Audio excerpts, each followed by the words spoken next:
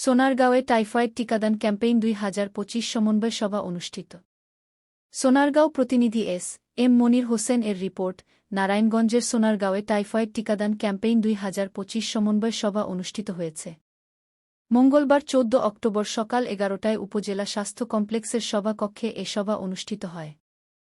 এ সময় উপজেলা স্বাস্থ্য কমপ্লেক্সের কর্মকর্তা ডাক্তার সুমাইয়া ইয়াকুব এর সভাপতিত্বে প্রধান অতিথি হিসেবে উপস্থিত ছিলেন উপজেলা নির্বাহী কর্মকর্তা ফারজানা রহমান। উক্ত সভায় doctor Sumaiya Yakub typhoid conjugate vaccine টিকাদান ক্যাম্পেইন ২০২৫ বিষয়ক কোঅর্ডিনেশন প্রসঙ্গে বলেন, ১২ অক্টোবর ২০২৫ থেকে সকল শিক্ষা প্রতিষ্ঠানের প্লে, নার্সারি, কিন্ডারগার্টেন হতে নবম ও সম্মান শ্রেণীর ছাত্রী এবং শিক্ষা প্রতিষ্ঠান বহির্ভূত ৯ মাস থেকে ১৫ বছরের কম বয়সী শিশুদের ১ ডোজ টাইফয়েড কনজুগেট ভ্যাকসিন টিকা দেওয়া শুরু হয়েছে।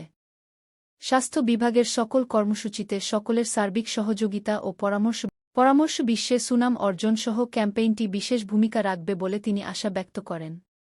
তিনি আরও বলেন, ৯ মাস থেকে ১৫ বছরের কম বয়সী সকল শিশু এবং প্রাথমিক থেকে নবম শ্রেণী ও সম্মান পর্যন্ত সকল শিক্ষার্থীদের বিনামূল্যে ১ ডোজ টাইফয়েড টিকা প্রদান করা হবে।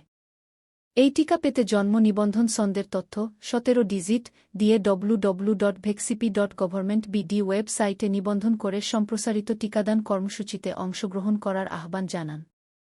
এ সময় উপস্থিত ছিলেন বিভিন্ন স্কুল ও মাদ্রাসার শিক্ষক-শিক্ষিকা, উপজেলা স্বাস্থ্য কমপ্লেক্সের চিকিৎসকসহ গণ্যমান্য ব্যক্তিবর্গ ও সংবাদকর্মীরা।